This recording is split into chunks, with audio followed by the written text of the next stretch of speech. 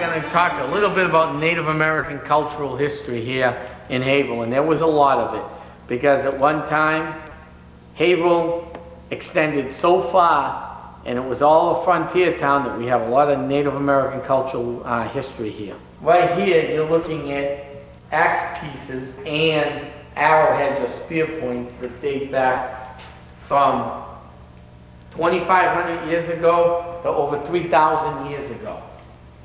Now, how did Haverhill come about with all this collection? At one time, Haverhill had an archaeology society started by Frederick Allenson Luce. The archaeology society later dispersed, and we ended up with their whole collection. This exhibit's up year-round. And the reason why it is because the Haverhill Historical Society is part of the Essex National Heritage Trail, which was formed by the Congress of the United States to use existing historical buildings as visitor centers with main themes in them to attract visitors to our local historical sites. Now here, the Haverhill Historical Society's used to be the main exhibit, but is the Essex National Heritage exhibit, is the Native American exhibit, which is right here. The Native American cultural experience in this area was big. There were Indian raids in this area, a lot of them.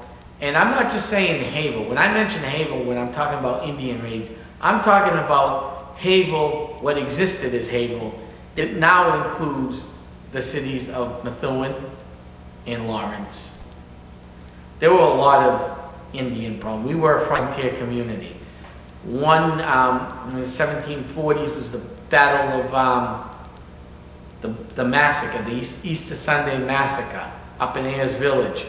A band of Abenakis came down here, slaughtered up the people, captured them, and slaughtered them. The house that was captured and done the most damage to is still in existence. The building is gone, but the basement to the house is still there.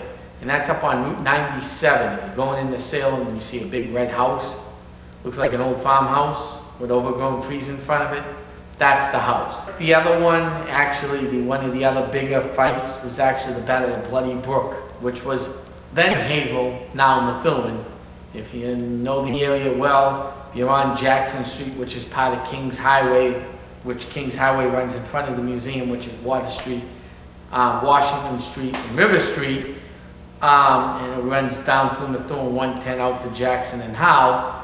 There, a band of Abenaki tribes met up with a Pentucket tribe. The Pentucket tribe was the tribe that was was the main tribe here in the city of Haverhill and in the surrounding area. The Pentucket tribe drawn the Abenakis. They got them between two hills and they slaughtered them. And the other one was the Hannah Dustin story, which, as we go on through this exhibit, I will show you the Hannah Dustin exhibit.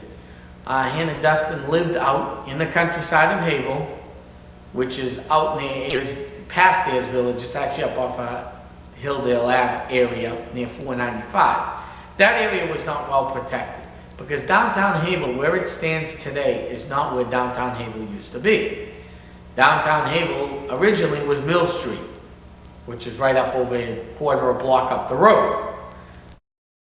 They were on the outskirts of the city, and there were attacks, small attacks, minor attacks. Back then we had a Puritan religion. And Hannah's sister was put to death for having a child out of wedlock. So when she was captured, the story was blown up. It was big news. Because her little daughter was killed. They were brought up to Pennacook, which is Pennacook Island, which is part of Manchester. She later escaped by killing the Native Americans and coming down the river. We believe probably at night, because this is in March and this river runs wild in March. And if you see it now, it runs pretty wild. Imagine with no dams on the river. So we're assuming she came down at night, so she would not be captured.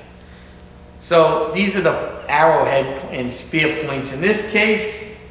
Now, back then they didn't have, when they cooked, they didn't go to they didn't go down to Walmart or Caldors or the local store to go buy pots and pans. They had to make everything. So everything is fragmented clay, which is still found in the area today.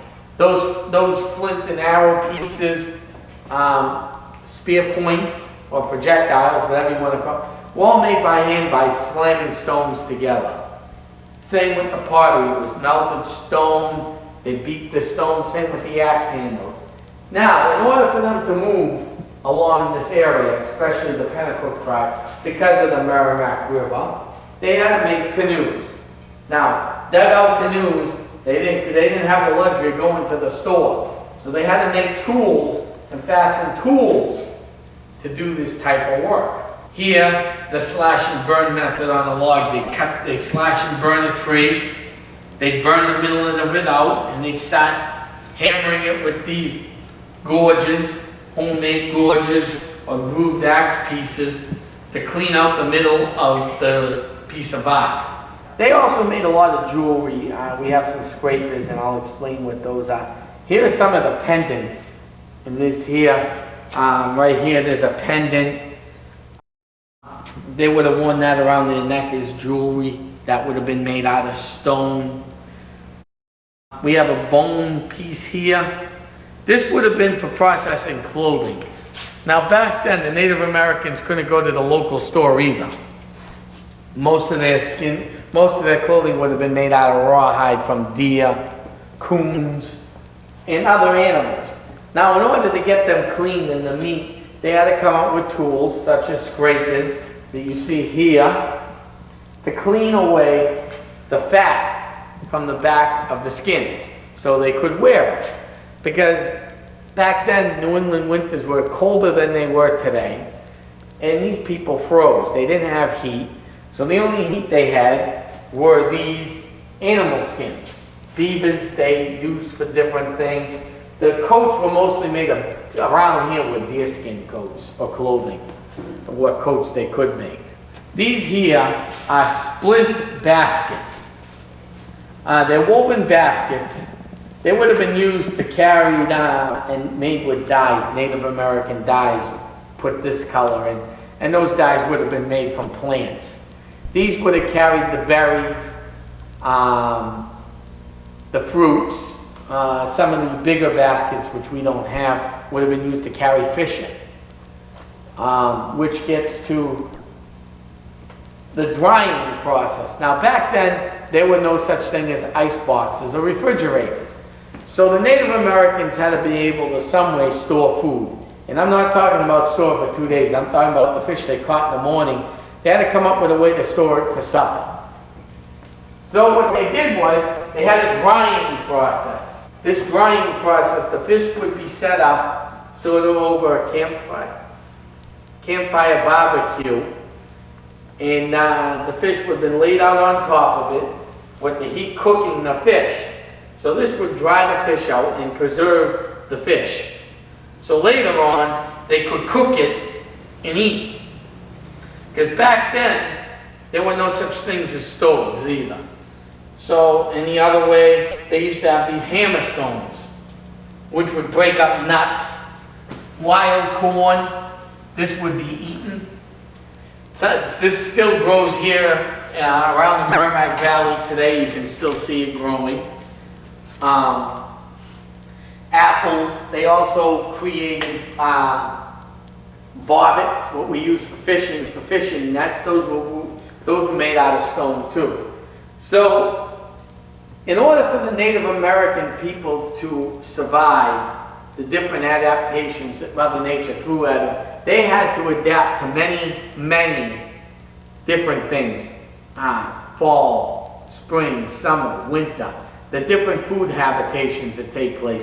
You can't grow around here year-round. So in the winter, they had to rely on stored fat, berries that they could find, and big animals such as bear and deer. But they didn't have the rifles like we do today to go hunting. They use spear points to do their hunting. And these spear points, I mean, it would take 2-3 Native Americans to take a bear down. I mean, anybody out there who's ever gone hunting, you usually take 2-3 guys with rifles to go hunting bear. Imagine with arrowheads. I mean, that's the only type of weapon they had. Then if they got close, they were able to use, homemade stone knives and stuff to, stick it into the bear and, eventually wear the bear out and get its food. So, I mean, the people that were here before us invented a lot of stuff that we still use today.